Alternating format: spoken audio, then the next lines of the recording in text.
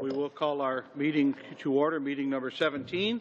We are here on the orders of the day of C23 before the committee, and I will remind the members that we are televised today, and we are doing committee business, of course, and Mr. Christofferson has the floor, but before he does, I'd like to ask, can we please get to committee business today? We are here as a steering committee trying to plan our study of C23, and I ask Mr. Christofferson to go ahead and start, but remember, we'd like to one day get to this piece of legislation.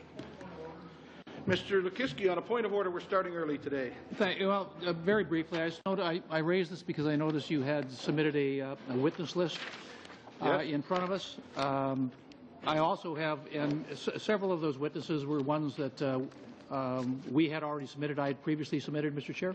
I just have a revised list. We've just added one name to that, Mr. Harold Neufeld, who of course wrote a report that is contained in the Elections Canada documents, and we've been quoting widely in our interventions on this bill in the House. And I would also just take this opportunity to try and encourage my friend and colleague, Mr. Christofferson, that if he chooses to stop his filibuster, we'd actually be able to start getting these witnesses to provide testimony on the bill. I see many of them here have indicated they're available by teleconference. Others all have email addresses, which means they'd be available to be hooked up via Skype. So while we're wasting valuable time on this filibuster, we should be examining the bill. Mr. Lukiski, I thank you, but it's not a point of order. Your chair is at a loss to suggest that a witness list during the thoughts of a study is out of order, but at this moment it is. We're still on Mr. Christofferson. On a point of order from this side of the table. Absolutely. Sir.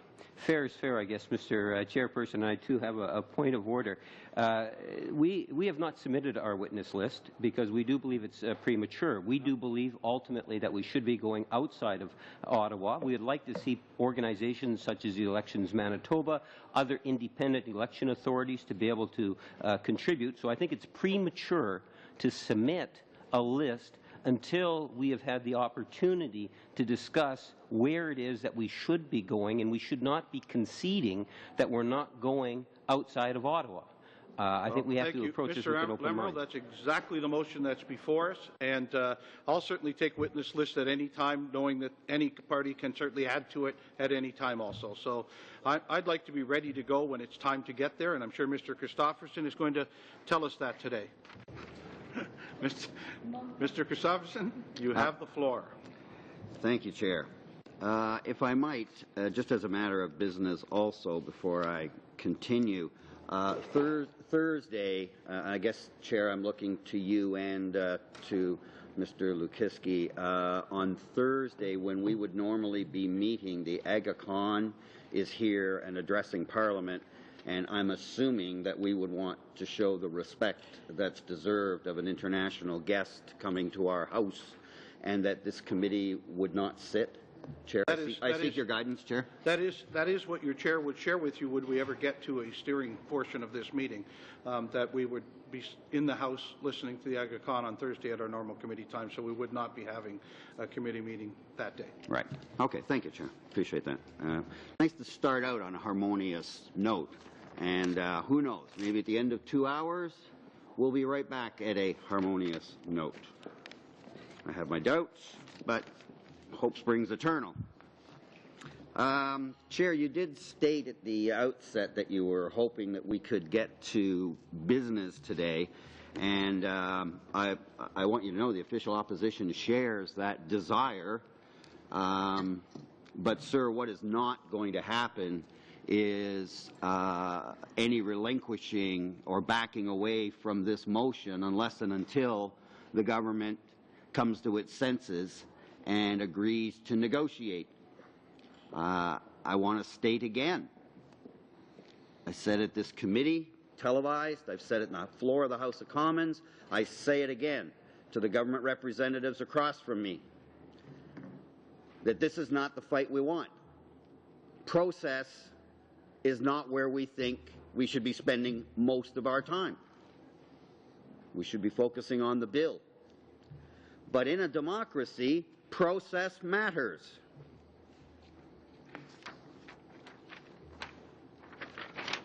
Process matters in terms of who gets a say. When do they get that say in the process? The rules of the game. And that's where we are right now. The government wants us to continue with our analogies these days. The government wants us to just hit the ice and start playing, but we haven't determined what the rules of the game are. So how can that be? And the rules of the game, and Chair, I might just acknowledge that Lead Now is walking into the room, a leading civics group who has serious concerns, and today they've tabled with us almost 54,000 signatures of Canadians who also care about this issue, who want their say in their laws and their elections. And I want to commend Lead Now for their news conference this morning and for their efforts here and for being here representing those almost 54,000 Canadians who so far, that's a beginning, who are indicating, now the Olympics are over, that this is important. Because we know that the government, it was not a coincidence that the government introduced during the Winter Olympics the budget, which was earlier than usual, a major overhaul of our election laws, and a major overhaul of our immigration laws, all while the Winter Olympics were on. Now, there is not a Canadian out there that's gullible enough to believe that that's a coincidence, because it's not a coincidence. It was deliberate. It was an attempt to have the important issues that are now before us distracted by the Olympics, and then by the time people return to sort of everyday issues and get a sense of what's happening out there, the government plan was this would just be rammed through. And we saw that in the House. And I remind members that the government was making speeches in the House on their motion to shut down debate. I mean, think about it. Shut down debate in a democratic country on a bill that deals with democracy. And the first thing they do is muzzle democracy. But the arguments they used, Chair, and you'll recall, were that, well, you know, the House stuff is not that important. What really matters is when we get to committee, because that's where we roll up our sleeves and get to work and do the work. We didn't buy that. We voted against the notion that the House of Commons should end and stop debating the bill. But the government has a majority, so they got their way. And now here we are at committee, and the first thing the official opposition asked, with the support of the third party, is that we have public hearings that go outside the safety and security of the Ottawa bubble.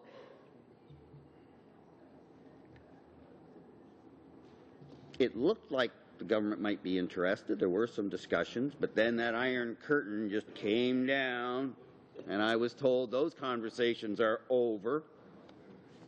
And so here we are. And I say again to the government, in 30 minutes, I think we could resolve this. We could negotiate an agreement. And I don't expect, Chair, that we would get everything we asked for. Neither should the government expect they would get everything they asked for. That with both parties putting a little water in their wine, we can get there.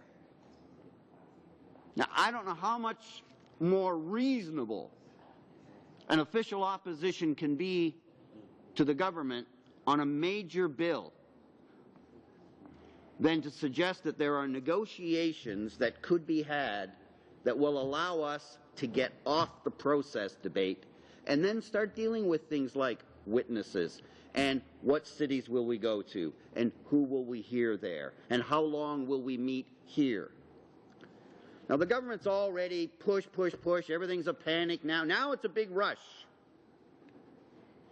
They were supposed to come back with this bill months and months and months ago. 18 months. 18 months. My friend Mr. Scott our lead critic on this file reminds me. And now, all of a sudden, there's a big problem with time. Oh, we don't have time to consult. We can't go out traveling. We don't have time. We got to get this in place. The election's coming. Hey, government sets the agenda. They got the majority. It's their executive council. They decided to wait. Not only that, before they start screaming the sky is falling in terms of time, I would remind my colleagues on the government benches that our motion calls for hearings in Ottawa and across the country, public hearings, during the months of March and April. We're still in February. There's lots of time if the government is truly interested in, at the very least, giving Canadians a say on their own election laws. It's disgraceful that we even have to have that kind of a debate. This is a democracy that's held up as an example around the world. And the government's making a mockery of it. I have said, and I'm sure many colleagues have too, but I've said for many, many years, if having a Canada was easy, everybody would have one. It's not easy. It's certainly not easy for the government. I've been there. I've been in government in our largest province. I get it. Too bad. Goes with the territory. Those that get to drive around in the limos and have the big offices and all the big entourages, and I've been there too. But those that get all those things, they also have the responsibility to treat Canadians with respect and to treat the power that they've been given, even though they got it with less than 40% of the vote and got 100% of the power, they have an obligation to use that power in the right way, in the interest of Canadians. Now, the government can say, well, our bill does that. Fair enough. Let's go out to the country and ask Canadians what they think. And if we go out there and the arguments are overwhelming that the government's right, well, then the official opposition, we're going to have to sit back and say, well, where are we here? Maybe we need to revisit this thing. I have a sneaking suspicion that may not be the way it goes. But it could. We don't know.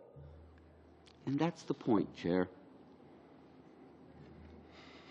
You know, it's a vast, second largest landmass country in the world. And for those of us, and most of my colleagues have, for those of us that had a chance to travel from the far-flung corners of this great country, the one thing that comes at you is how many different pieces make up Canada. And I don't just mean divisions by provinces and by territory. And so, Speaker, Chair, I have the greatest respect for you personally, sir, and I know what your job. I'm a committee chair too, and your priority is the agenda and the agenda only, and the rights of the members, and that pretty much is your focus. And I understand that, sir, and I understand that you'd very much like to see us get off process and get on to substance. I share that with you, sir. I say to you with all sincerity, the official opposition feels the same way. But, sir, there are certain fundamental principles that are worth fighting for. And this is one of them. And so we won't do anything that's against the rules, sir. There will not be any kind of circuses or gong shows. But what there will be is a concerted effort to do everything we can to force this government to at least give Canadians a say. You know, here we are watching what's going on in Ukraine. A country, by the way, that in 2012, we sent the Foreign Affairs Committee tens of thousands of dollars spent to send Canadian MPs to Ukraine. Why? To study their democracy. That's wonderful. And as a Canadian, I feel really good that we did that, especially in light of the struggle that's going on there right now. And our vice chair of this committee and myself, we've been to Ukraine. I've done 3 election observation missions there. I was there in '04 during the Orange Revolution when they thought they'd turned the corner, when they thought their national nightmare was over and that they finally had their country back. And for those of us that have stood in Independence Square in the midst of those celebrations in '04, and the hope in the eyes of the parents and the young people and the old people who understood what life was like before and what it could be in the future, no one can go there and not come away from that kind of experience without being deeply moved. Did Canada do the right thing, spending tens of thousands of dollars of Canadians' hard-earned money to go and study democracy in Ukraine? You bet. That was exactly what Canadians want us to be doing in terms of our international outreach. We are not the biggest military. We're not even one of the biggest. And we're not the biggest economy. We're not even one of the biggest economies. But we are one of the countries with the biggest, best international reputations. At least we did until this government started fraying the edges of it. And so why did we go there? Just to give MPs a trip to Ukraine? No.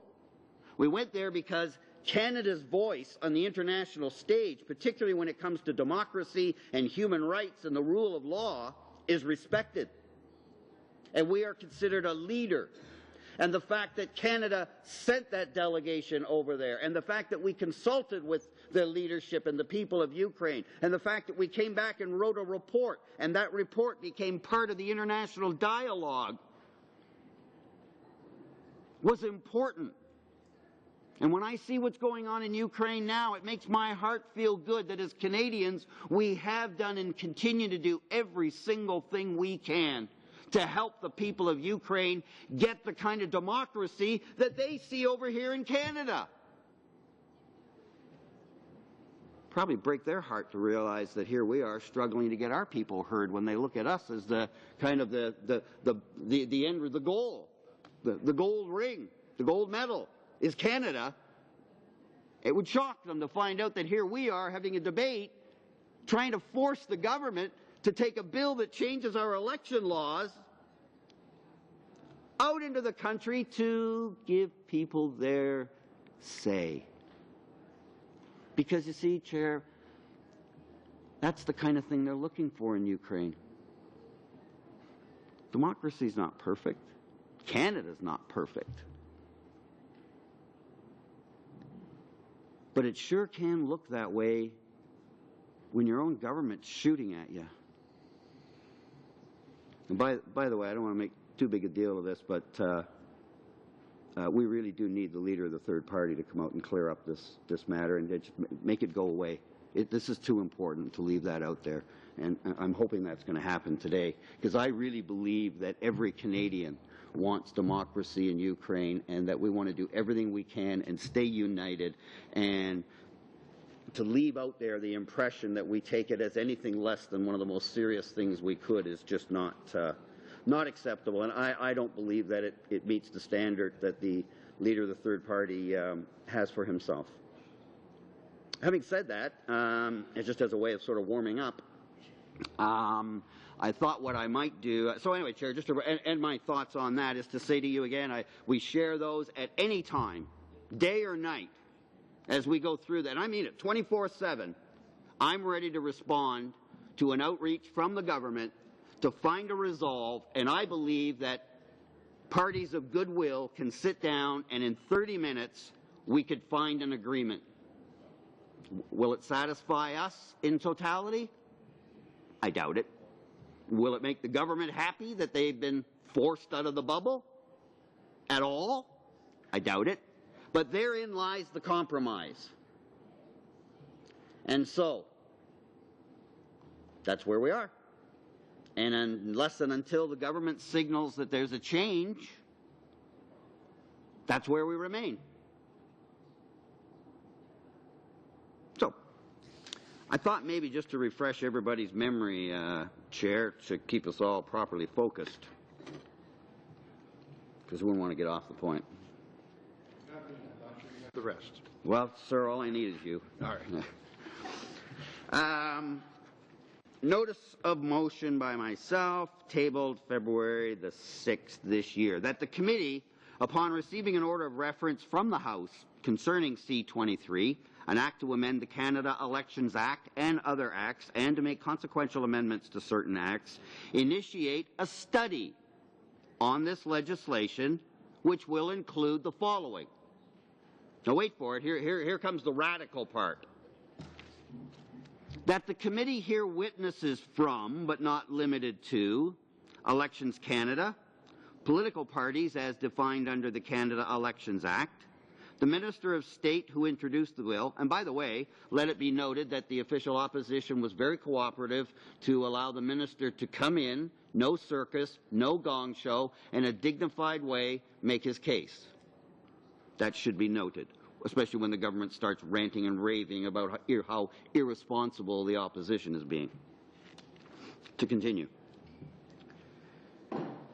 Representatives of First Nations, anti-poverty groups, groups representing persons with disabilities, groups representing youth advocates and students, as well as specific groups which have been active in society on election rules, including Fair Vote Canada, Samara, Democracy Watch, and the BC Civil Liberties Association.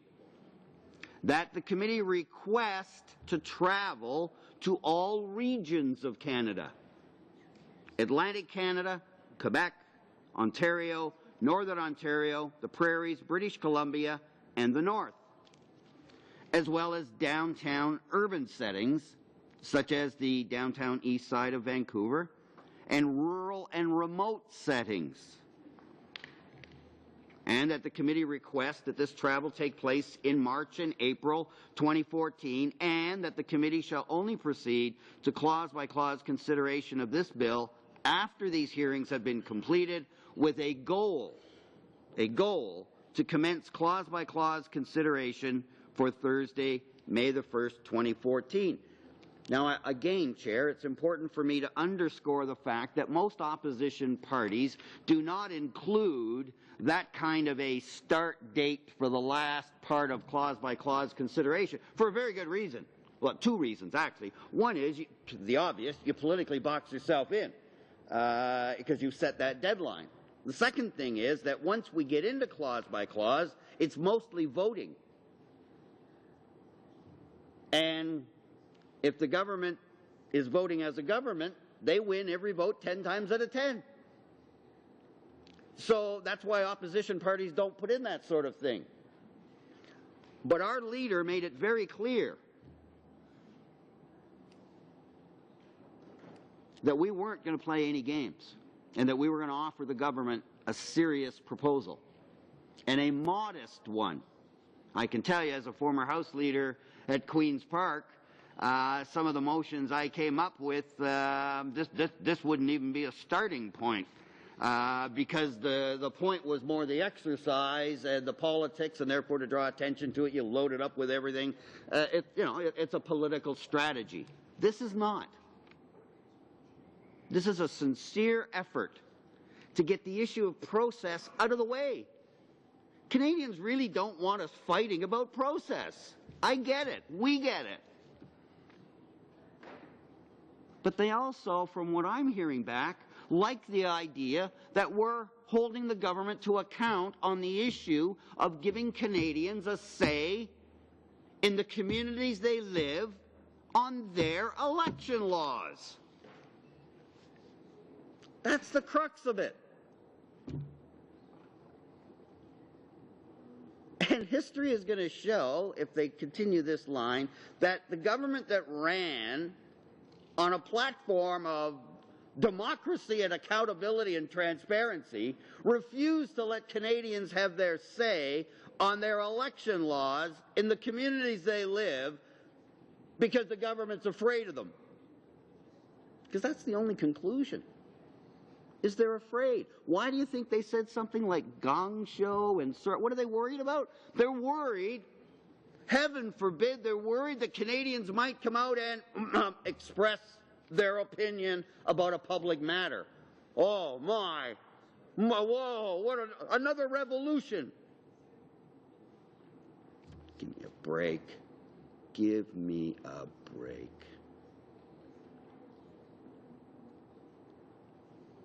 You know, a lot of my time at Queen's Park was spent under former Premier Mike Harris. So if anybody's familiar with protests and hearings and citizens expressing themselves, it's those of us that served in the Ontario legislature during that period of time. Given that some of the members of the current government are from the Harris government, and they actually sit right across from me at the House of Commons, sometimes during voting, when we're kibitzing back and forth, it's almost like being back at Queen's Park. For that matter, when I listen to the finance minister give his speeches about finance, or I listen to the trade minister, Treasury Board now, talk about Treasury Board, I can close my eyes and I can just transpose Canada for Ontario, and it's the same speech. Yes, Chair. Just for fun, I'm going to say let's keep it relevant to the motion. Oh. I understand you're going to try and push the bubble on that, but I got tired of just sitting here, so I thought I'd jump in. And No, that's fine. No, I appreciate that. It gives me a chance to have a drink of water. And, yeah. and your point's well taken, Chair. And I expect that everything I say, I'm going to have to be able to tie it and make it germane to the point. And that's fair. And I think the point that I'm making, Chair, is that the government, in my view, is afraid to go out into the public because they don't want to face criticism. And what I'm saying is that in the largest province of Ontario, during one of the most tumultuous times in our history, I went to all kinds of committee meetings across Ontario where there were protests. And I can tell you, I'm not aware of one Conservative that even had one little scratch, not a single little boo-boo. Nobody got hurt. Now, maybe their sensitivities were a little bit assaulted because they didn't like some of the things on the signs or the things that people said to the media that came because they were there. But gosh, you know, that's starting to sound a bit like a healthy democracy, minus the guns. So that was the point I was making, Chair, is that while they may not want to go, there are certain things you have to do as a government in a democracy. And one of them is to talk to your own people. And at the very least, give them their say. And, sir, that's the key point we're making here today. And so I'm submitting that the government has no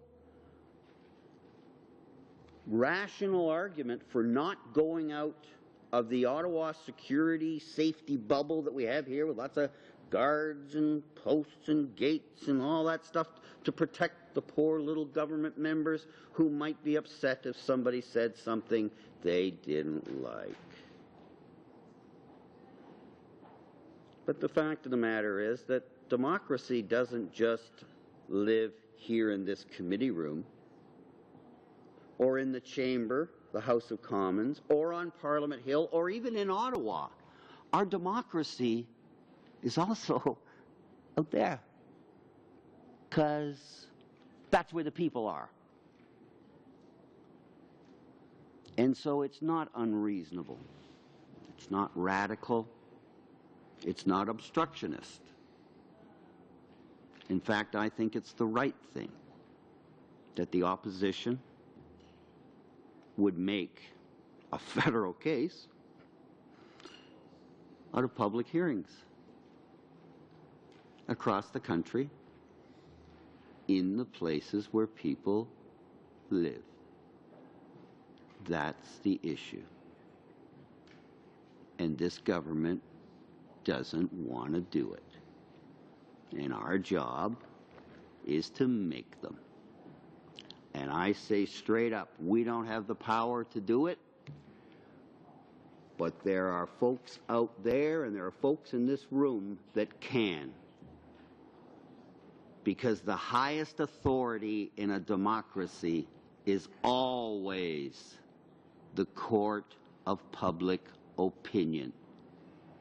And I say to those who care about this issue, I've been in politics a long, long time. Some would argue too long.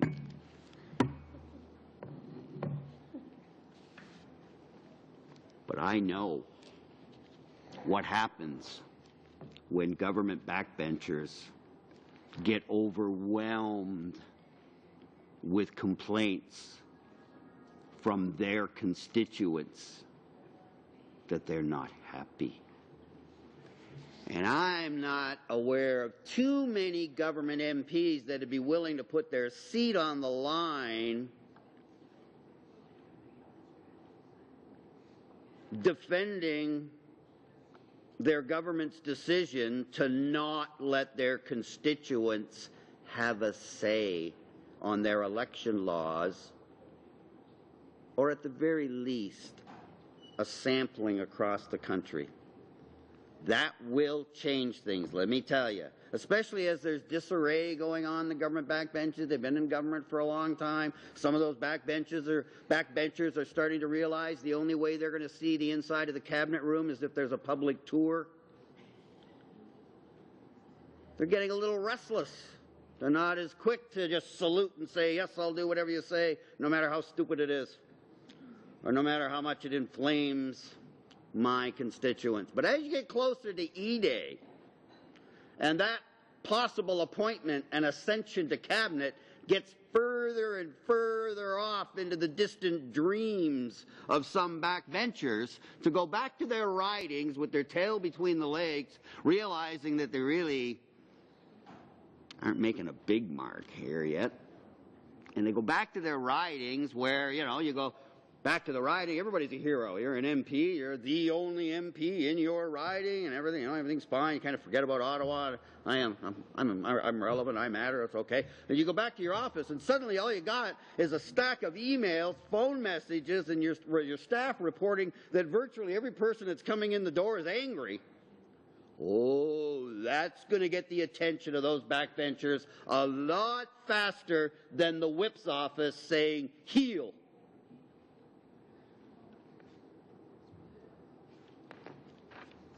So I want to thank Lead Now, because you are. And what I'd like to do is to underscore the way that tens of thousands, and I predict it'll be hundreds of thousands, if not millions, by the time this process is concluded. Particularly if the government stays on this position where Canadians don't get to say, they'll decide. Their 39-point-something% of the vote deems that they will decide what the laws will be. In 3 or 4 years, you can get a macro say on how you feel about it all, but leave the details to us. Don't worry about it. We'll take care of it. Well, Lead Now does not believe that that's the way that we should be changing our election laws, and neither do we, and there's a whole lot other groups. This is gaining some traction, because now the government's lost the cover of the Olympics. I'm not sure what other shiny bauble they'll come up with to try to distract folks with, but the fact remains that more and more people are concentrating on this. And I was proud to be there along with my colleagues at the news conference about an hour and a half ago. And Mr. Shedletsky is a co-founder. And I want to say I thought he did an outstanding, extraordinary job this morning. That's nerve-wracking. That's not easy to stand in the glare. Thank you for the glare of the national media, and know that you're speaking to the entire country. And you did an outstanding job. Very, very proud to stand there with Adam. And he said, and I'm quoting, because the government doesn't seem to think that people are all that interested, and Mr. Shedletsky and his 54,000 friends tend to disagree. And what he said today, and it's relevant, Chair, because I'm bringing to the committee the views of outside to here, to show the government that their position is wrong, it's undemocratic, and it is not supported by the Canadian people. So, what did Mr. Shedletsky tell us this morning? He said My name is Adam Shedletsky. I'm a co-founder of LeadNow.ca. LeadNow.ca was launched before the 2011 federal election and have grown since to include over 330,000 Canadians. Our mission is to help people across Canada deepen our democracy to create a more open, just, and sustainable society. Funny, you know, that really does sound like what they're fighting for in Ukraine. Our priorities, continuing the quote, sir, our priorities for campaigning and action are driven by our community, and we are not affiliated with any political party. We are here today because Canadians across the country, including the over 50,000 who have signed this petition in just a couple of weeks, want to be able to participate in creating a new election law that impacts our democratic rights. They are outraged, continuing the quote, they are outraged that the long-awaited Fair Elections Act, introduced without any consultation with opposition parties or Elections Canada, does little to combat real election fraud and instead suppresses the vote of marginalized groups. Let me explain briefly. Following the proven election fraud that occurred during the 2011 election, our election watchdog requested that Parliament provide it with the power to compel witnesses to testify during an investigation, just like the Competition Bureau can. This was partially because political operatives refused to testify.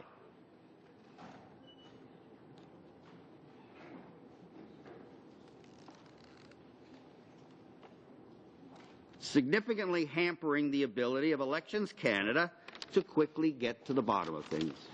Yet this Election Act does not give them this power, nor does it provide penalties for political parties whose databases are used for unauthorized purposes. The robocall registry and new penalties for impersonating election officials does not adequately incentivize political parties to protect their databases, nor will they assist Elections Canada from catching political operatives playing dirty tricks. Minister Poilievre does not appear to have any answers for why our elections watchdog was not provided with the single most important power they requested. Instead, despite a complete lack of evidence that any actual fraud has occurred with the vouching process that 120,000 Canadians used in 2011, or the use of voter ID cards, the Conservatives have decided to make it harder for Canadians to vote. This effort to increase the complexity of voting requirements is eerily similar to what has happened in the United States over the past decade, where dozens of bills have had the documented effect of reducing voter turnout by millions of people. Minister Poilievre points to the Neufeld report for evidence that voter fraud needs to be tackled in Canada. Yet this report does not present one iota of evidence that there was even one case of fraud. Moreover, it makes no recommendation whatsoever to eliminate vouching or the use of voter ID cards. Instead, the report's first recommendation was to widen the use of voter ID cards as a valid piece of address identification for all voters, because it proved to be very popular among students, Aboriginal people, and seniors, with between 36 to 73% utilizing this option in a 900,000-person pilot program in 2011. This is not surprising, as demographics such as youth and low-income people often do not have stable, permanent residences, making it more difficult to provide the required ID. If I might, just to end the quote there, just mention that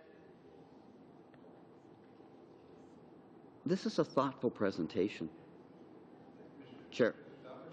Yes. It is a thoughtful presentation. It is the type of evidence this committee would love to hear when we get to the actual piece of legislation. I will challenge you that you're a bit off relevance again because you're not on your motion. You're on a great piece of evidence, but not quite on the motion. So I'll bring you back to the motion. Very well, sir. I appreciate that. And the motion does call for Canadians to be heard. And I word "the" in it, but it doesn't mean that that's all that it's about. So right. Please, on the motion. Yes, on the motion, I am making a case that Canadians want public hearings, which is the focus of the motion. There's 54,000 people that this delegation represents who also believe that. I would just submit, sir, that it's well within my rights to make the point of what they said this morning at the news conference. If I was reading just stuff that wasn't relevant, I would take your point, sir. But I'm making the case that this reflects the very point we're making, and we're trying to get Ottawa outside the bubble. If we can't do that for now, let's at least reach outside the bubble and bring some voices in. That's what I'm doing. David, I have yes? a point of order. Oh, good. Mr. Reid. Mr. Chair, was that I actually do think the case of students is relevant to the question of whether we should hold public meetings across the country or not, because what Mr. Christopherson has just identified is that their very mobility, their very fact they're away from home, indicates that students are capable of coming to a committee such as this one without us going to them. Again, a great piece of evidence that I hope this committee gets to when we get to studying the piece of legislation. Not a point of order, though. Mr. Christopherson, back to you. Thank you, sir. Thank you for the intervention, Mr. Reid. Minister Poilievre points out, oh, sorry, I did that part. The crisis in Canadian democracy, I'm returning now to the quotes to the news conference this morning supporting our motion. The crisis in Canadian democracy, by the way, that support is not partisan, it's based on the substance of the bill. I want to make that for their best interest. Quoting again, the crisis in Canadian democracy is voter turnout, not fraud by individual voters. And may I say, I thought the leader of the Green Party this morning was very effective at the news conference in making that very point, that it's not a question of people, and I'm giving her attribution. This was her comment this morning. It was an excellent point. The problem is not people voting too many times. It's not enough people getting out and voting once. Excellent point. Yet not only does this bill actively suppress the vote of marginalized groups, it also appears to prevent Elections Canada from educating our youth on democracy or conducting innovative experiments to increase voter turnout.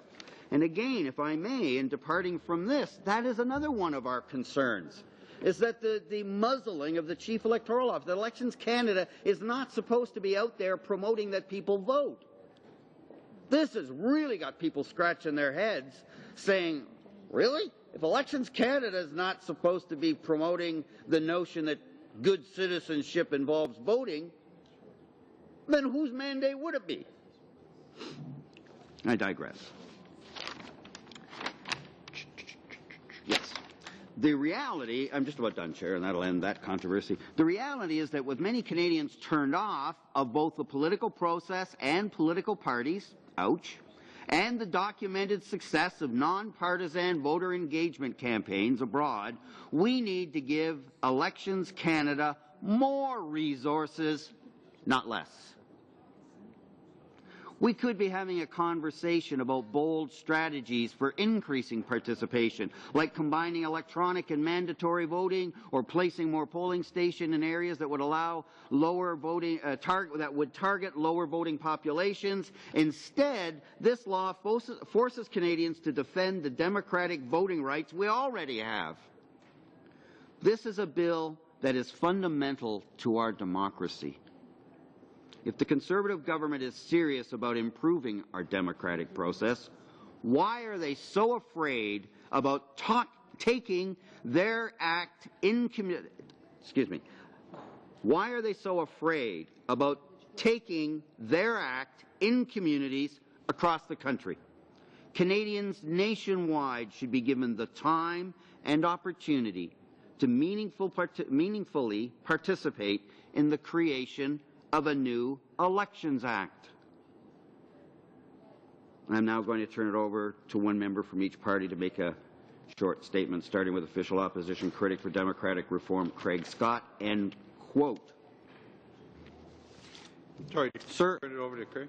No, I was just ending the quote from Mr. Shedletsky, and his reference was, I'm now going to turn it over to one member from each party to make a short statement, starting with the official opposition critic for democratic reform, Craig Scott. Election's coming. It never hurts to mention a colleague's name. It's a point of order. I was hoping we were going there. Point of order. I'm not a member of the committee. Hope springs eternal all round.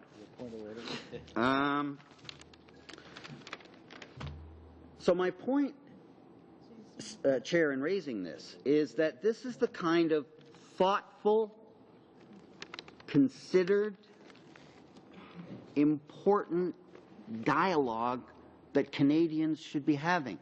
I defy any member of the government here today to make the case that this submission by Mr. Shedletsky and Lead Now constitutes a circus or a gong show. Because all they're asking is the right to have their say in the places where they live so they can give us their thoughtful input into our election law. And yet here we are fighting just to get the government to get out of the safety and security of the Ottawa bubble and give people a chance to have a say on their election laws in the communities where they live. This is the dialogue Canadians want. I know there's some kind of cartoonish vision that they all have on the other side, Chair, about what happens when you go out into the country. And what happens what if there's somebody there with a picket sign? And what if somebody says something that's not polite? Oh. Well, one can see why they're afraid. You should see the delegation. They're just terrifying. I'm just so glad I'm over here and there's security guards real quick that could save me from them, because I think at any moment they're going to do all kinds of violent damage to me, and I'm worried. So it's good there. I could see maybe why the government wants to stay here. I mean, look how terrifying they are. Oh my God. Oh my gosh. It's terrible. I mean, but that's the silliness of this. And we're reduced to mocking the government's responses because they are so flimsy. When the reality is the reason they don't want to go outside this security safety bubble in Ottawa is they are afraid. And you know what? I think these folks, my opinion, just my opinion, Chair, but I think these government members really are the ones that are sort of, I don't want to go out there and face all that. I have a hunch this may not be popular, so I really don't want to be on that committee and do that. But that's not what's really driving this. What's really driving it is people in the PMO who are worried about not circuses or gong show. They are. I think they're worried that I'll have to walk through maybe somebody holding a sign that says democracy now, yay Canada. No. I think the smart people in the PMO are worried about people like Mr. Shedletsky that are bringing in insightful, thoughtful concerns about the bill. That's what they're really afraid of. The members are a little worried about what will happen between going from the bus to the committee room, but the PMO is not. They're worried about this kind of messaging. The kind of messaging that says, wait a minute, You're proposing what? And this law says what? And that's going to affect me in what way? That's what they're really afraid of. Not the gong show, not the circus. They're worried about smart Canadians seeing through what they're doing. That's what they're afraid of.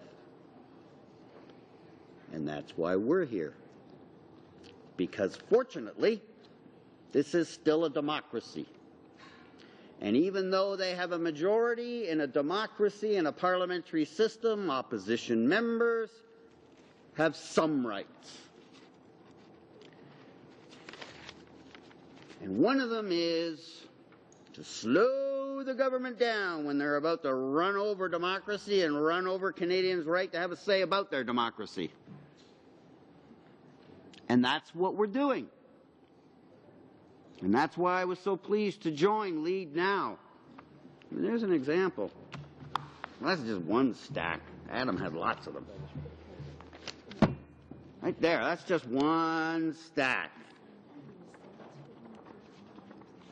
One. There were many. We all got one, and there was lots left over. 54,000 Canadians. This has got to be the government's nightmare right here. Everybody in here gets credit for being one part of the government's nightmare, which is Canadians are paying attention, because that's what the government doesn't want. That's why they rammed it through the House, obviously not because they expected any work to be done here at committee, even though that's what they said. The whole goal is to ram this through and get it in place for the next election because in our view, and in the view of many other Canadians, this advantages the Conservatives. The party in power and the party with the most money.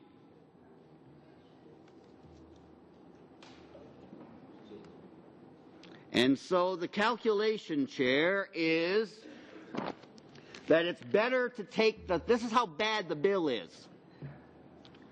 That the political calculation is thus. It is better to take the hit when it comes, now and then, in the media, for refusing to take this bill on a cross-country tour outside the safety and security of the Ottawa bubble, rather than face the wrath of an informed Canadian citizenry that sees through it. That's the political calculation. This is generating bad news. So the average person might say, why are they doing this? Why are they taking all these negative hits? Why are they allowing so much focus to go on their refusal to be democratic? It's a good question. And that answer is because that hit's better than taking the one for the way they're trying to rig the elections. And that's why Mr. Shedletsky and every other Canadian who thinks the way he does is the real fear that this government has. That if Canadians actually understood, as well as my friend Mr. Scott, who has the advantage of all of us, of not just being an amazing MP, he happens to be a law professor. Now, if Canadians understood even a fraction of the damage these changes would do to our election laws that Mr. Scott has, one begins to understand why the government's prepared to take the hit for not going out there.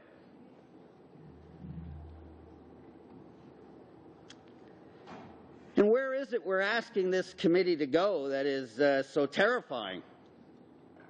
Well, most of the major regions of the country, which are in large part represented here at the table, so some of us would be going home.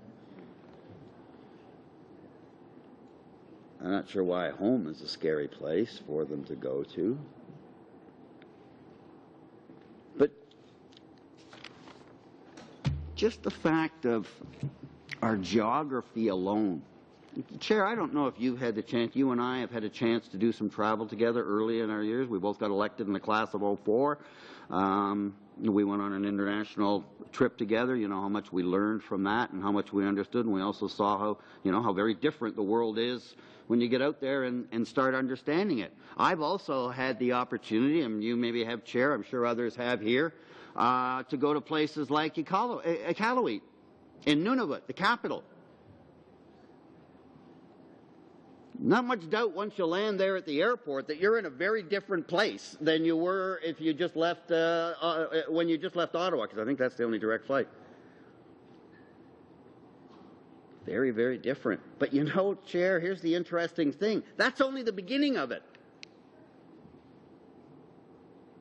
If you then go further north, I mean, if you're in Iqaluit, you certainly get a sense that, wow, I mean, this is not Kansas anymore.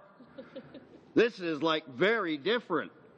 Everything about life is different. They're still Canadians, Canadian laws, but nonetheless, their life is so different because of their geography and therefore, in large part, because of their weather, isolation.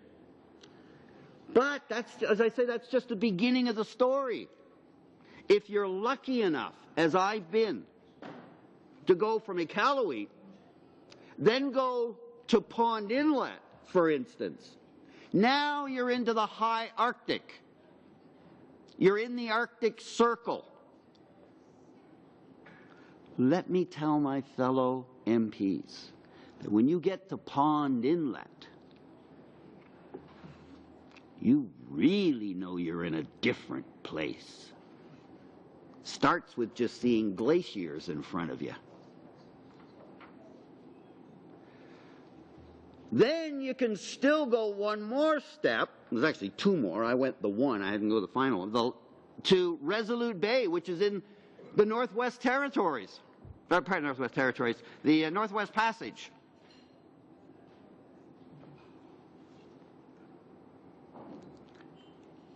I'm from Hamilton. The way we vote in Hamilton, just the mechanics of it. Getting up every day, getting your ID, finding out where you're going to vote, the whole process in a major urban center, one of the largest cities in Canada, my hometown, Hamilton. That election process is so different in Iqaluit. Not to mention Pond Inlet.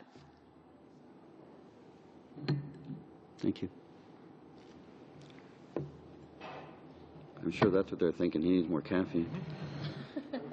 Yeah, I'm sure that somebody might. And so what we're asking for is a chance to let the people in Iqaluit, Pond Inlet, Resolute Bay, give them a chance to show us and tell us where they live, how this impacts them.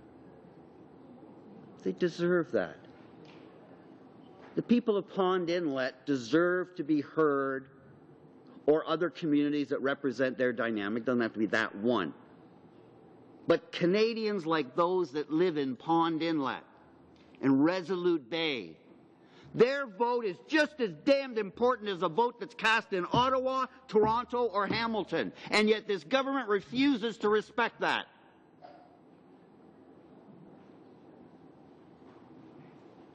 Let's take a little trip further west in our great country. Downtown Vancouver East Side. Not a place the government tends to talk about much, or the circumstances therein. But you know what, Chair? They're Canadians too. And their vote is just as important and deserves to be respected as much as the citizens in Pond Inlet and Ottawa and Toronto and Hamilton. And part of the concern, for instance, Vancouver, downtown East Side, is ID, vouching,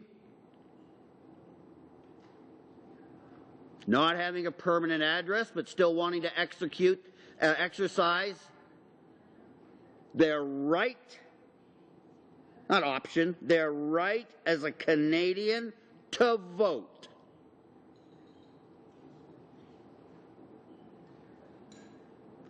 And I guarantee members of this committee that voting is very different in Vancouver, downtown East Side, than it is in downtown Calgary. But the people in downtown Calgary have got issues too with some of the changes in here. So what do? We've got this dilemma. We've got this big change, this big country. Got all these different points of view. It affects people differently depending on where they live. Why don't we go there and ask them? I guess that's pretty revolutionary. Well, we could try it, though. We could just sort of try asking people what they think about their own laws that affect their own country.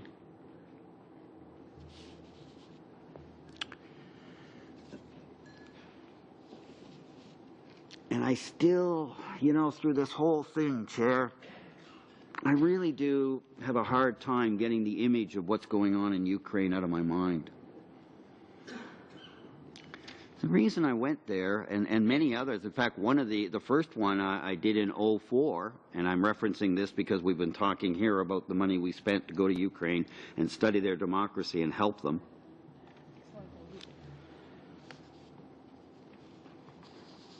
The reason it stays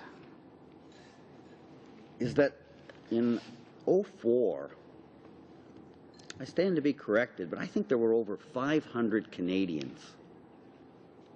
I think Mr. Opitz was part of the 2004. I know you've been to many since. Weren't at the 2004 one, okay, but many since with the same intent and done great work there, sir. There were over 500 Canadians that gave up their Christmas in 2004, and we boarded planes, left our families behind. Left all our Christmas trees and the presents and others, different religions, others celebrate. All that was left behind. And we all got on a plane. And we flew to Ukraine in December. Anybody who wants to suggest that was some kind of a junket, go ahead. I'll tell you what it was.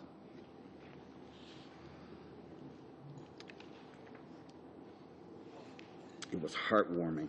It was heartwarming to be there as one of the most important delegations from representatives from around the world, from democracies everywhere. Again, who paid for that? We paid with our time. Our families paid by not having us there with them. But the dollars were paid by Canadians. I did not have and have not ever had one of my constituents say to me that Canada should not be spending money on supporting democracies, in particular emerging democracies around the world. So sometimes the government likes to say, well, they don't want to spend the money on this travel. Oh, it's going to cost us thousands of dollars. Yes, it will. Yes, it will. Yes. One thing about democracy is it can be expensive and it can be slow. But of course, as to paraphrase Winston Churchill, poorly I might add, because I don't know the quote exactly, but as bad as our system is, it's still better than all the others. Except all the others. Thank you. I appreciate the help from the leader of the Green Party who helped me with the quote. It is a good thing she came today. She added a significant contribution to the news conference. I'm glad you did. It gave me a chance to take a breath. But the reason Canadians were willing to pay that money was because it's about democracy. Not even ours. But it was about democracy. And Canadians, I think, I can't say unique among peoples of the world. That would be a bit large for me to say. But I can't imagine another country caring more deeply about democracy. And because we are a generous, compassionate country, to paraphrase J.S. Wordsworth, we want for others what we want for ourselves. We want a democracy. Well, there's very few, I don't think there's a country in the world that isn't represented somewhere by some Canadian somewhere in this country. So, not only is it just an idea, an ideal, but for many Canadians, in this case, many, tens of thousands, hundreds of thousands of Canadians have a personal attachment to Ukraine. And so for them, it's not just Canada helping an emerging democracy, it's Canada helping my home country. And I can tell you, Chair, that plane that flew those 500 plus Canadians all the way to Ukraine, many of them, they themselves, their parents or their grandparents came from Ukraine, and for them, they were continuing their fight for democracy in Ukraine as a Canadian. And it made them very proud. And there was much credit given to Prime Minister Martin at the time, as there should have been. So we spent tens of thousands of dollars to send the Foreign Affairs Committee to Ukraine in 2012. We've spent hundreds of thousands of dollars sending election observers to almost every election that they've had in Ukraine. And yet, the government would argue that it's not appropriate, acceptable, or an appropriate expense of Canadians, taxpayers' money to study our own democracy? How absurd. How absurd. To spend hundreds of thousands, and that's just one country. This Parliament, this Canada, has sent probably, I'll bet hundreds of delegations in the long run to study various aspects of various things in various countries. But it's too sweet to let go of it, to not continue to focus on how much money we spent on Ukraine and how at this moment we're glad we did. And if it takes more money spent to help Ukrainians get the democracy they deserve, I believe Canadians want that money spent. Skype in Ukrainians. So, if that's the way Canadians feel about democracy in Ukraine,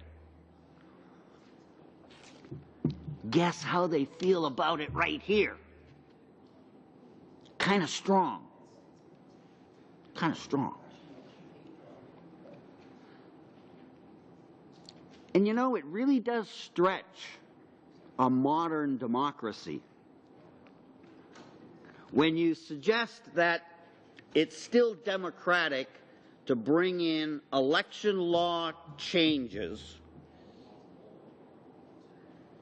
and not give the people who do the voting a chance to have their say in the place they live.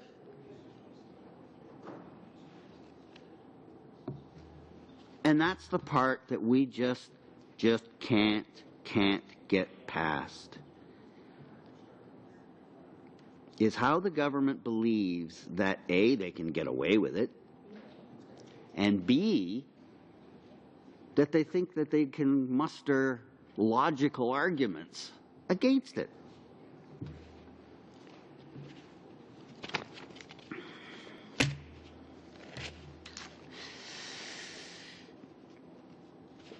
Here's what John had to say.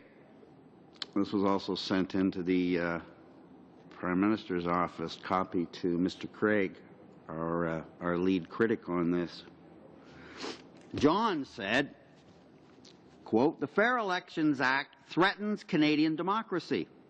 A signal of threat is the government's move to truncate debate on the bill. In an area as sensitive and complex as electoral reform, the failure to consult Elections Canada, the public, is deeply worrying. The attempt to rush the legislation to approval during a period when news media and the public are distracted by the Sochi Olympics smacks of deliberate manipulation." See, it's not just me.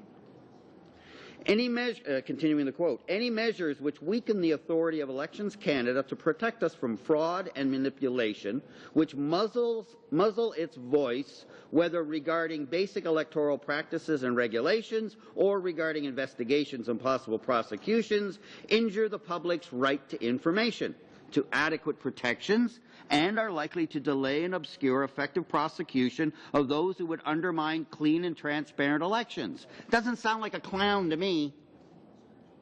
Doesn't sound like the participant of a gong show. Yes, Chair. Again, many of us received briefs like the one you're reading. They are evidence for this committee in the study of the bill. And since we're not at the study of the bill, we're still discussing your motion. Could you hold yourself to this discussion on the motion? Yes, thank you, Chair. I will jump to the part that I think is 100% clearly germane, and it says this. I continue my quote. It's the last paragraph.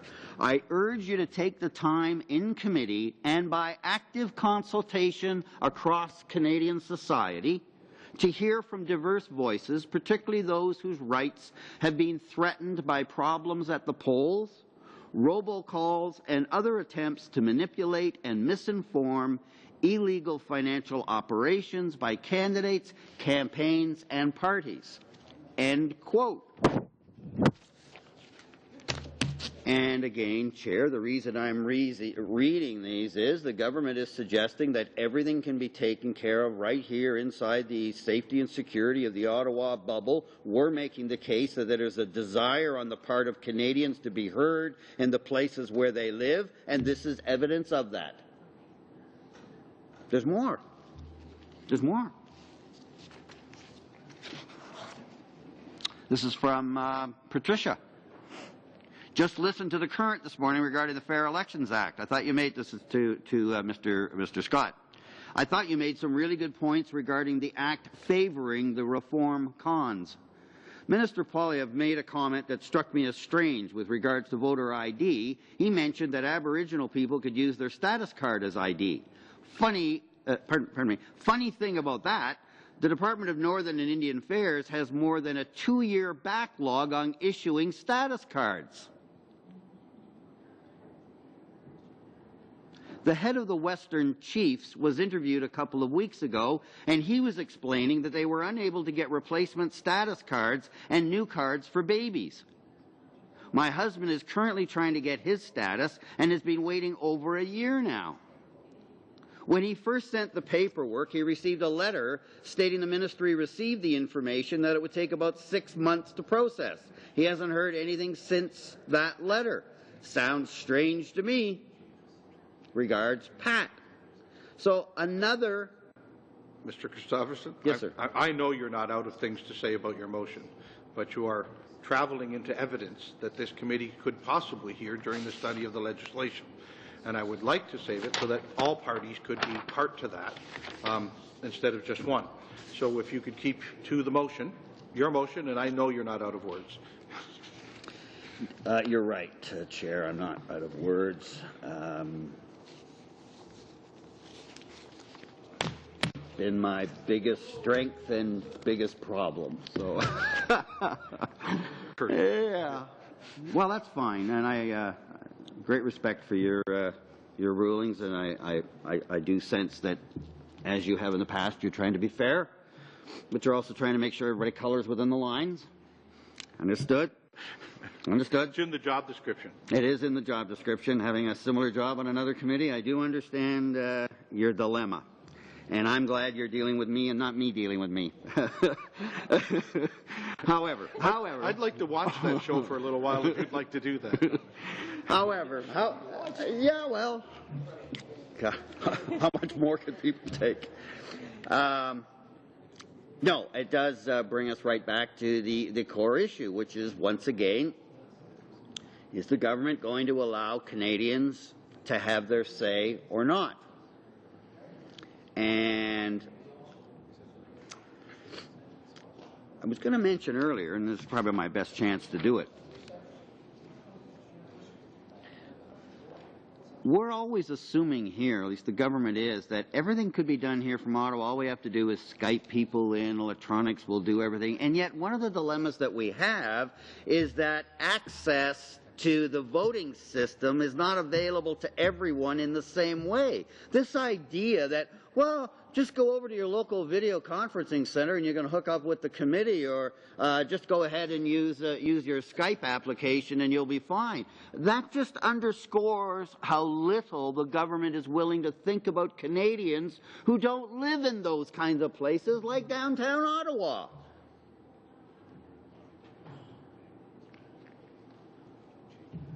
Some of the First Nations reserves.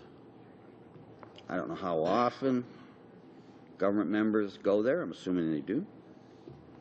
But you only have to go there once. Again, like these other places I mentioned, and you realize that things are done differently for cultural reasons, geographical reasons, historical reasons, all kinds of reasons. But a Skype presentation, should we have one, from one person, is not going to reflect the challenges. Not in a way that this committee could truly understand and embrace, and then interpret the new changes to the election laws to determine whether that helps or hinders those Canadians from voting.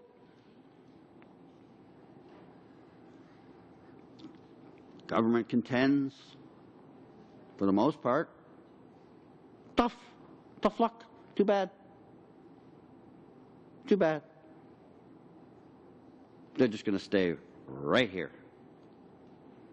They're going to stay right here,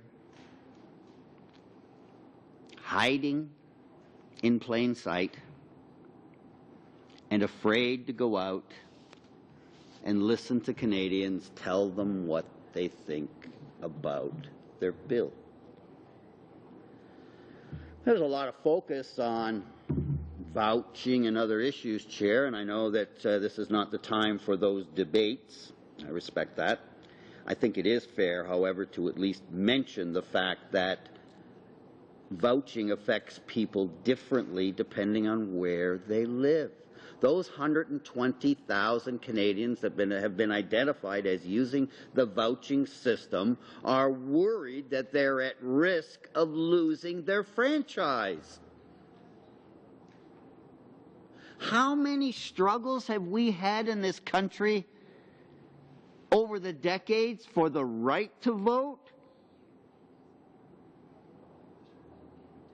You know, going way back, and being not a learned person myself and in the presence of Mr. Reid, who is, so I watch for him to see if I'm stepping into grounds that are making me look foolish.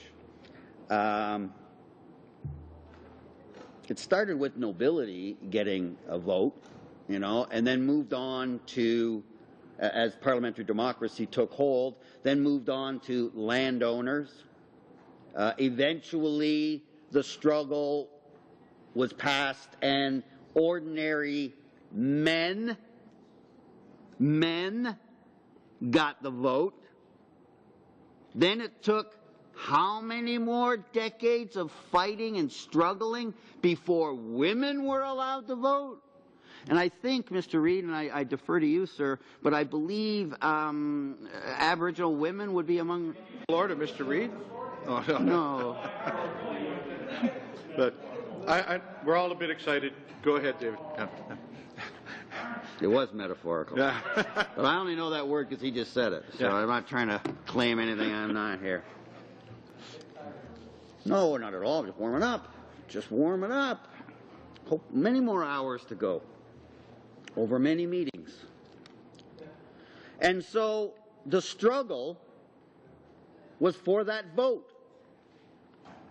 And I was making the reference, not to get Mr. Lukiski's heart all aflutter, but suggesting that Mr. Reid would know better than I, but I believe one of the last groups of Canadians would be Aboriginal women. And that wasn't until within the lifetime of our parents. Yeah. Status issue that was resolved recently. Right. But you're right that Aboriginal people were denied the vote, as were a number of racial minorities, especially in the provinces until quite recently. Thank you. I appreciate that. And thank you, Chair, for the latitude in letting him get... No. Yeah, no, well, what I'm pointing to, Chair, is that this struggle is not just about this one isolated thing. This is about the struggle of democracy. Now, you know, I grant you, we are not Ukraine. But there is nothing at all etched in the physics of the universe that says Canada remains a democracy forever. There's nothing that guarantees that except the will of the Canadian people to hang on to their democracy and not let go. That's what keeps democracy alive in Canada, and that's what we're talking about here. The struggle continues. Now we're at the stage, here we are, new millennium, second decade of the new millennium, and we're still fighting for people to get their right to vote.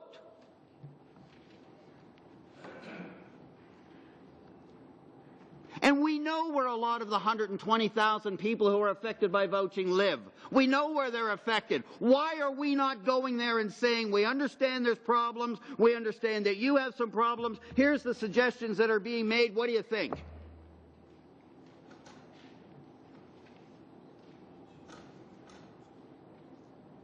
And I guarantee, Chair, the view of the changes to this law are very different depending on where you live, what your circumstances are, and how much money you have. That's scary. That's scary. And that's why we're getting this reaction. As people become aware that, wait a minute, this might not just be sort of politics as usual. There may be something going on here that I should be paying attention to. And as they're paying attention to it, without even concluding, because Canadians are fair-minded people, without concluding they're in favor or opposed, their first starting point is, can I have a say?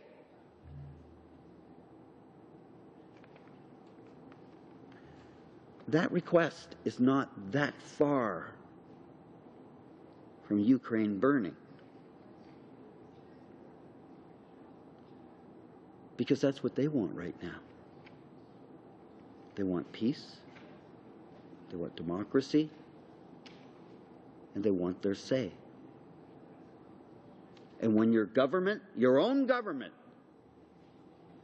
directs the armed forces to point weapons and fire live rounds and kill your own citizens, there's not much doubt that's a democracy in crisis.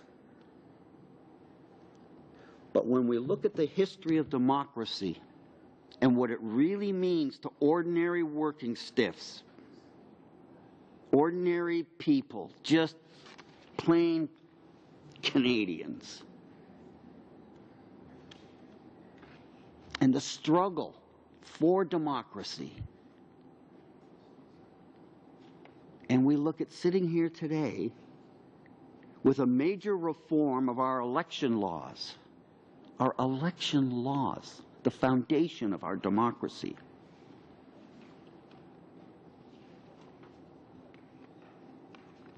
And people can't get a say in the places where they live.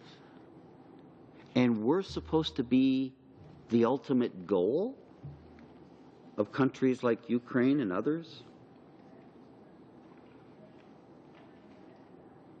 It's serious. It's serious. Because we're talking about 120,000 people who may lose their right to vote. And somehow that doesn't seem to be a big deal to the government. You know, 35 million, few voters, give or take. Like, really? All these struggles for the right to vote over history. Look what our friends to the south have gone through to try to give all their citizens just the right to vote. That certainly doesn't guarantee you a perfect democracy, because we're not perfect, far from it. And the UN has pointed out on enough occasions when we've been criticized for the way we treat the First Nations people of this country. So we are far from perfect. Democracy doesn't guarantee you anything except that you're safe and secure and you get a say. And that's what this is about. Give Canadians their say. Don't just sit in here and hide. Hiding in plain sight.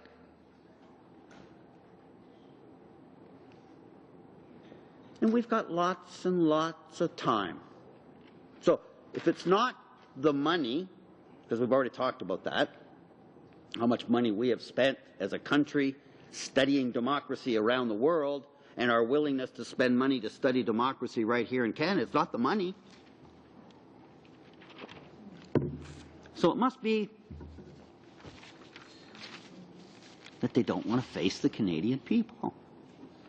Otherwise, I would expect somebody will use this perfect opportunity that I'm giving them. I'm laying it right in front of the guy, making it so easy. My leader's going to be tapping me on the shoulder saying, what are you doing? This is how easy it is. These are the kind of concerns that I read from Mr. Shedletsky. This is exactly the kind of input that Canadians want to have. And I defy and challenge the government to suggest that this is somehow part of a circus or a gong show, which is the way the government describes the idea of taking democracy out on the road. Democracy is only theirs, it seems. They get lots of democracy. It's just the people that don't get any.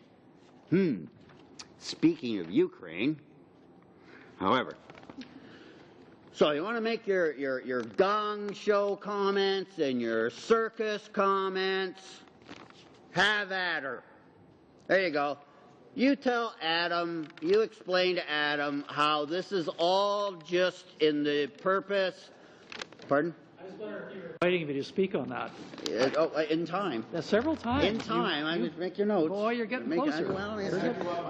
I remind my honourable colleagues there are statements in the House, there are debates in the House, they could call a news conference. Anytime they want to suggest that Mr. Shedletsky is part of a circus or a gong show, I'd love to be there, and I can guarantee you Mr. Shedletsky will be there also to respond to the notion that ordinary Canadians giving their comments on an election law is a circuit. So there you go. There's your chance, because this is what Canadians are saying. Now, I don't know. Maybe they'll be uncovering some big plot to show that there's some group somewhere in Canada that's planning the overthrow of our democracy through these hearings being, I don't know, Chair, I worry maybe there's a secret terrorist plot to kidnap you and hold our committee and the bill hostages until such time. I mean, I'm worried that maybe that's there, because I'm trying to find a reason why the government won't travel, and they seem to be afraid. So I'm concerned about that, and you might want to check and see if they have security information that they're maybe not sharing with you that they should in terms of your personal safety, because the government is just so frightened to go out there. There must be some real reason, because we've already established that it's not the amount of money involved, that's not really, it's not like we don't do this, and other committees have traveled. Actually, I have a little note that reminds me of that, and I'll make that point in a moment. And it's not the time, because as we speak right now, we haven't even begun the suggested study period that we put forward. So we have ample time to work through this process, this idea of whether Canadians get their say or not. And I'm reminded that committees have traveled in the past. This is not breaking new ground, although it's not something we do every day. It's not that unusual, and I'd be shocked if it was, taking a bill out to the people to let them have their say. One would have thought it could have crossed somebody's mind before now. And I'm reminded that there's a current study on Bill C-15, the Northwest Territories. I don't know this. It's risky to do this, and my law professor colleague will probably smack me one, but I'm willing to bet that they might be going to the Northwest Territory. I think they've been to the Northwest. How about that, eh? Well, a shot in the dark, 1,000,000 to 1 odds that a bill studying the Northwest Territories' devolution, they went, to the Northwest Territories. What a concept. Imagine that, eh? Now, C-10, minimum penalties for offenses involving firearms. Wow, this is a subject that this will get their heart aflutter. They're out there. They're going to Toronto. They went to Toronto. C-10, they went to Toronto. And C-15, they did go to Northwest Territory. Look at that. If I'd looked further, I would have known ahead of time. But it was I figured I could take that risk that they could have gone, I suppose, to Ukraine or Pond Inlet or the Vancouver downtown east side. But given that the bill affected people who live in the Northwest Territories, I guess you could kind of see why they had this strange idea that maybe they would give the people affected by the bill. Let's see, how does this go? The people affected by the bill get a chance to say something about it and give their opinion. Yeah. Wow. That's pretty radical. I'm surprised that didn't make headlines. That Bill C-15 has a committee studying it, and it's about the Northwest Territories devolution, and they're going to the Northwest Territories. Wow. So I guess by extension, there's a bit of an argument. I know it's a stretch, but there's a bit of an argument that, let me see if I can follow this, it's complex. There's a bill affecting the people in the Northwest Territories, so the committee that's studying that bill actually went to the Northwest Territories and heard from the people that are affected by the bill. I think that's how it goes. It's complex, but I tried to stay with the bouncing ball. And so this is where it gets really crazy, Chair. It's so stupid, I can't believe I'm going to say it. But here's the thought, that perhaps by extension, if we went to the Northwest Territories to study a bill that affected people who live in the Northwest Territories, we might take a bill that affects every single Canadian and their ability to vote out to Canadians to give them their chance to have a say. How's that for a radical thought? You could teach logic. My colleague is telling me I could teach logic. That makes my heart sing. I hope my mom's watching, because she'd be thrilled to know that someone like you would think that, because she still hasn't gotten over I left high school in grade 9. Well, it's Mom, and I don't blame her, and good thing my daughter wasn't that stupid. However, back to the point, because I got to stay on the point. I want to play, Scott, but the chair is going to keep me on the point, so I got to stay on the point. And I think the point was, if I can remember that complex formula again, I'm not very good at this stuff. There was a bill about the Northwest Territories, and so the committee studying the bill went to the Northwest Territories to give the people that live there and are affected by it a chance to have their say, and by extension, we're suggesting that Bill C-23, being studied by PROC, PROC should actually go out into the country and give the people that are affected by the bill their say.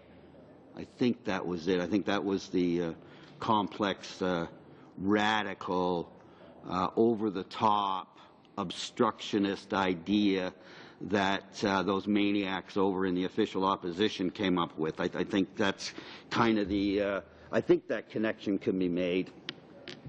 But then again, you know, I could be wrong.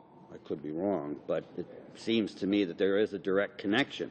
So where does that leave us as we approach, down to the little less than the last half hour of this fun meeting? Where does that leave us? Maybe time for a recap, Chair. Recap would suggest that we have a motion in front of this committee. The witnesses we've asked for, I'd be shocked if that's controversial. I may eat those words, but my assumption is if we can get a process nailed down, then that's the toughest part. We usually, at this committee, Chair, under your leadership, and at most committees I've been on, once we've crunched where and when and how long, who is usually fairly straightforward. It's usually reasonable people come to a reasonable conclusion, and fairness guides it, and it works. Imagine that, Canadians, eh? So that really is not kind of the key part. I put it in there because I worry if we don't, what they might do. But that's really not the key focus today. It's not the controversial part. It's the next part. Now, just to remind us all, what was that request again? This is in the motion, I quote, that the committee request to travel to all regions of Canada, Atlantic Canada, Quebec, Ontario, Northern Ontario, the Prairies, British Columbia, and the North, as well as downtown urban settings such as the downtown east side of Vancouver, and rural and remote settings, and that the committee requests that this travel take place in March and April 2014. Now, if we did that, Chair, here's what could happen. I know you've been putting the pressure on me as the spokesperson for the process on this, with my colleague, Mr. Scott, being the key lead on the bill. You've asked me to get us to the business part as quick as possible, and you're doing everything you can within the rules to cajole, encourage. I know if you could, you'd reach out and bat me one on the ears just to try to get me to focus. And I respect that, Chair. I understand where, except the batting about the ears. I wouldn't respect that much, but it was a nice turn of phrase, I thought. So, thank you, metaphorically. Mr. Reid is such a help. So, to help you, I want to restate for probably the umpteenth time, but I'd rather be restating this offer than I really would, rather than sort of my version of having my shoe in my hand to get the attention of this government. I offer again. I, or another representative of this party, is available 24/7 to respond to a call, an overture from the government, to sit down and try and negotiate a fair compromise. Now, when I say the word compromise, as someone who is an old, and you know that used to just be an expression, now it's more descriptive, but as an old negotiator from way back, I get the fact that we're not going to get everything we're asking for, because that would be a different approach, and we could have taken that one. We're going to stand on this, and it's this or nothing. But no, my leader was very clear. My marching orders were to do everything possible to get a fair process in place, and that we were to not only do that, but be seen to do that, which is why I have put every card on the table. Thank you. I have put every card on the table along the way. No games. Haven't spun anything. When the parliamentary secretary and I began our discussions offline, as people knew we were doing, They started very positively. I've done other negotiations with the parliamentary secretary, and I can't think of a time we didn't find a way through a dilemma, a compromise that we could both live with, and the other parties as well. And then it stopped. I don't know why. Obviously, I wasn't told, but it certainly felt like the Iron Curtain of the PMO coming down and saying, "This is over."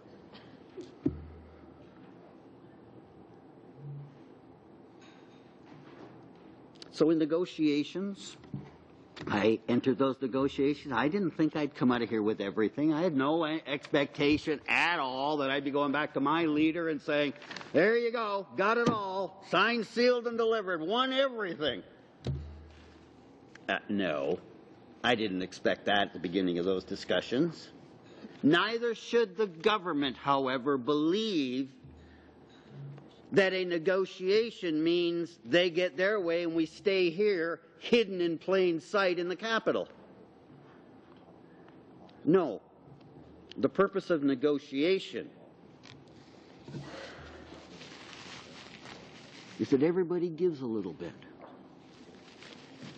And would we get all that we wanted, even though we're fighting for Canadians' rights everywhere?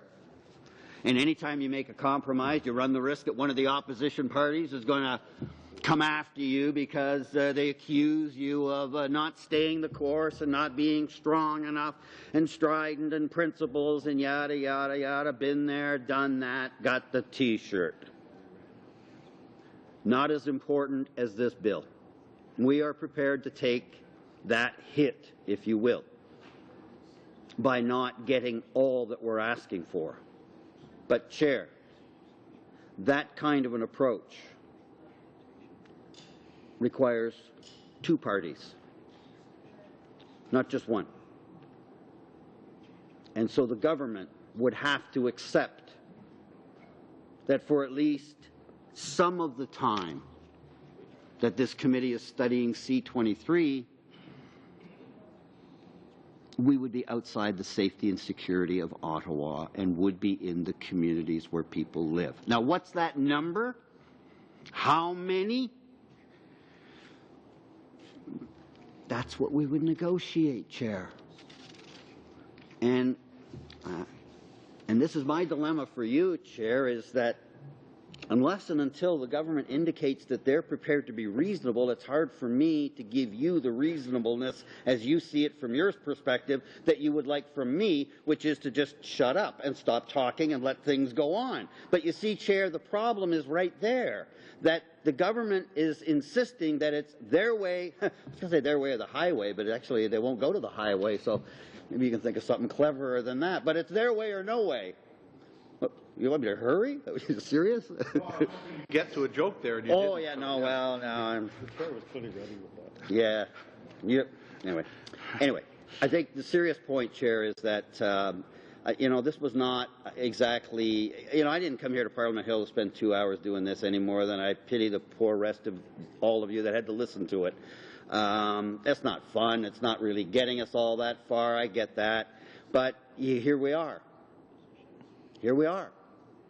And with so few tools available to an opposition party in a majority situation, we can only use the tools we have. And one of them, sir, is that a motion is not finished with at this committee until everyone who wants to speak to it has spoken. And that's where we are. And so, if we want to break this logjam, government has my email. Just send me a little note saying, let's talk. We don't even have to make it possible. I can do whatever circumstances they want. We can do a get smart cone of silence for those of you who are old enough to get that, and if not, don't worry about it. In this room, most of it, but there are many going, what? Get smart? Yeah, but the rest of us get the cone of silence, So what I'm saying is, if you need it to be confidential because you want to just try it out, that's what diplomats do, right? That's why we have a diplomatic corps. That ability to sort of do things that you can't do out front, which is for instance, begin a discussion to see if there's enough willingness on both parts to get you somewhere before you've made it public. If the government wants that kind of a discussion, they've got it. If they want to do it in the middle of the floor of House of Commons, they got that too. If they want to do it during a news conference, they can have that. They can do anything they want. You want to do it by phone? The point is not how it gets done, but that we recognize Canadians have a right to be heard. Not just this Canadian. And not just those Canadians, but all Canadians. 30 minutes. 30 minutes, this could be over. And we could start focusing on timing, details, witnesses, what's the focus. Like, get down to the work. That's what we want.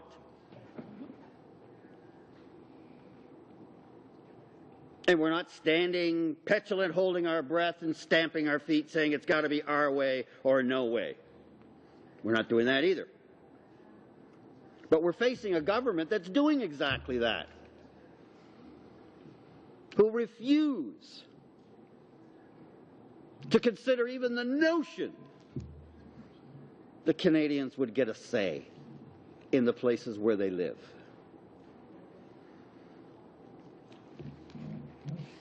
So, Chair, don't have a lot of options.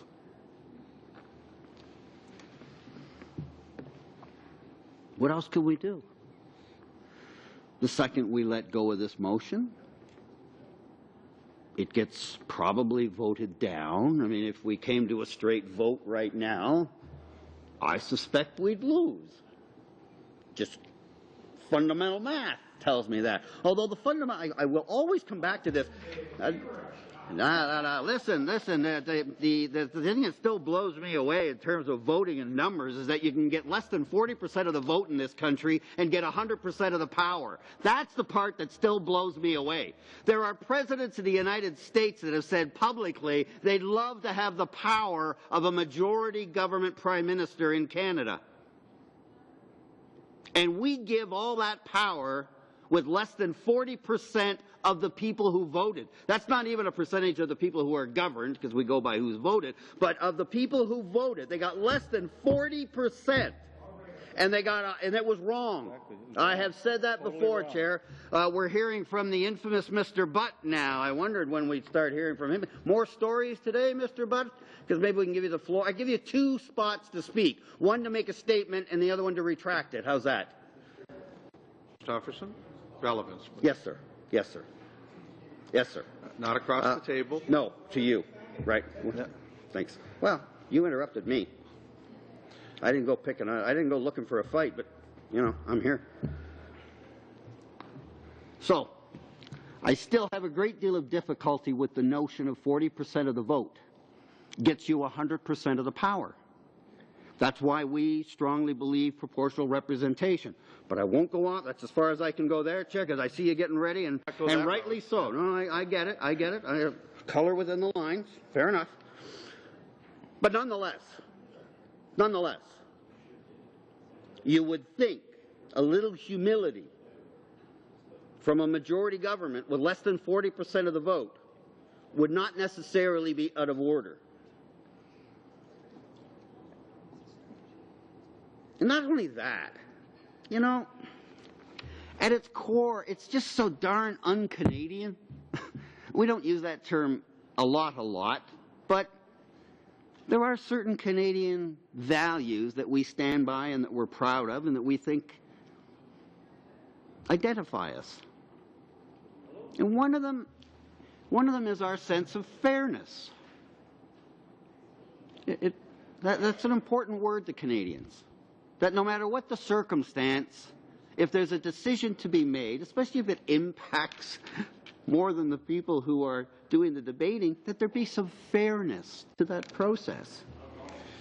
And that's all we're trying to bring here, is just an element of fairness. And if the government would indicate that they're interested in X number of hearings outside the safety and security of the Ottawa bubble, we'd consider that, and we would consider that a starting point for negotiations.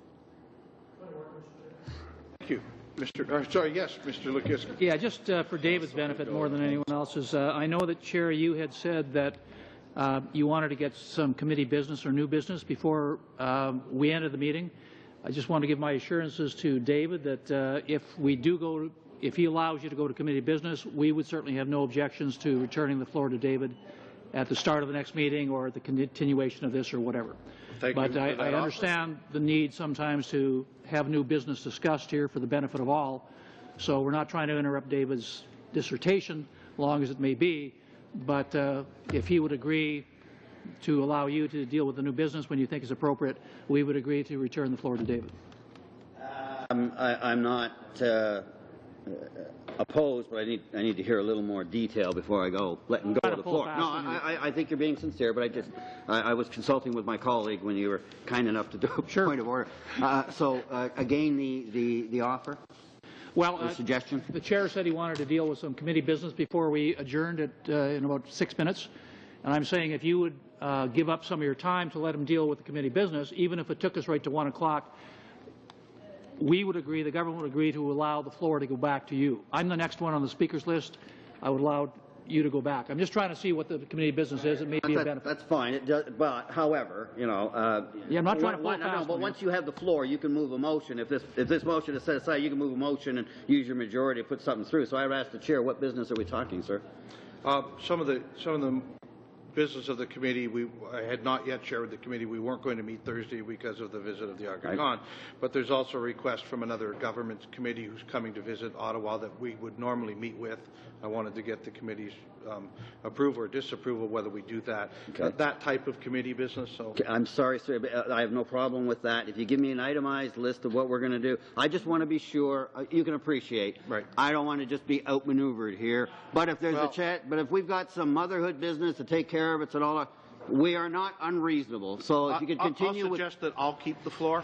If that would make you feel better, is if you were to do this and we go to committee business, I would keep the floor and only take comments from the floor about the committee business and not relinquish it to anyone else, and it would go back to you when we were done. Let me just check with my staff because I don't want to make a mistake here. No. Very frustrating. When did you become so cynical? David, you lost that. When did I first get elected? I like your offer. Let me just make sure I understand it. If I relinquish the floor right now, then you will have the floor, sir. No one else will have the floor. There'll be no motions, no voting. It's just business that would be by consensus. Right. And that the understanding is at the beginning of the next meeting, which won't be Thursday, it will be the meeting after, that my motion will be back on the floor and I have the floor? Absolutely. You're correct 100%. And that's not just the letter, but the spirit of the intent? Because if I have to, I'll stand on spirit. No, absolutely. No, okay, fair. No. I hear and I trust you, Chair, and I trust Tom when he tells me that he's being that Tom. And I will be that Dave and agree, and let's hope this works, Chair. I defer the floor to you. Well, thank you very much. I had a couple of issues. One was the Aga Khan's addressing Parliament this Thursday, so this committee will not be sitting because we'll be there to do that. There was a couple of other pieces here about submitting witnesses and amendments for this bill, but we won't talk about that today because we're not to there yet. I know that my clerk would not be happy with that, but there's a request from the South African High Commission that a visiting group of delegates or members of Parliament from the Gauteng province and their legislature, their Privileges and Ethics Standing Committee, is coming looking for some advice. I know they're visiting Toronto also, but often when a group like this comes to Ottawa, we're the group that they come and spend a little bit of time with.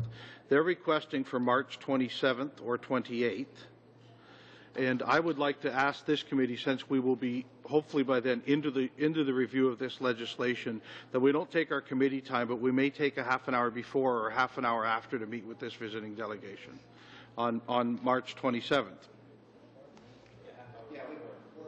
Would you rather it was before? Is that the as long as it doesn't interrupt the flow of the political dynamic here? If it's a matter of giving them that. I recognize one of the last times that this happened, your chair had the great opportunity of entertaining the group by himself, because we did make it optional for the members. This chair is not making it that optional.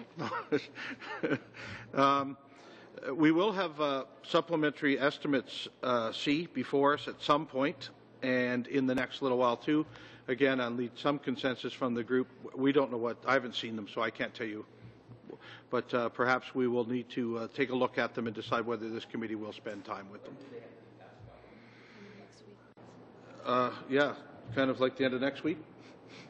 So what happens? They're deemed reported if we don't touch them. If we don't touch them, they're just deemed reported. Right. And other than that, there's a couple of other private members' bills before this committee, but they won't get to us. If I can speak to that, Chair, just to maybe give Kevin a better sense. I mean, a lot of SUP estimates. I'm not saying it's a rate, but a lot of SUP estimates are deemed reported. A lot of committees just they don't deal with them. Frankly, I mean, if anything, give them a cursory glance. However, if the committee feels they want to deal with that, we certainly have no problem going over the SUP estimates. It's probably a wise thing to do anyway. But I just don't know how long that would take, because David's right. Regardless of the dynamics that are going to go on, this is still a legislation before us, and I think it takes precedent over anything else, regardless of what shape or form we're in. So I'll let maybe the opposition consult with one another whether they want to do a full examination of the SUPs or not, and then we can maybe talk offline and get back to you, Chair. Great. That'd be. I mean, oftentimes we have the clerk and the speaker. That would our vote supplementary would be on Parliament usually. I haven't read the SUP, so I can't tell you for sure that's what it is this time, but it usually is that, and that's the best advice I can give you at the moment. Okay, so I look forward to you coming back to talking with each other and coming back. That's pretty much all of the committee business stuff that I really wanted to get out there, so we're out there. We would return the floor to Mr. Christophers on the Tuesday we return from this weekend, and we'll hopefully get to scheduling this committee's work on C23 at that time. But, all right. In that case, we're adjourned.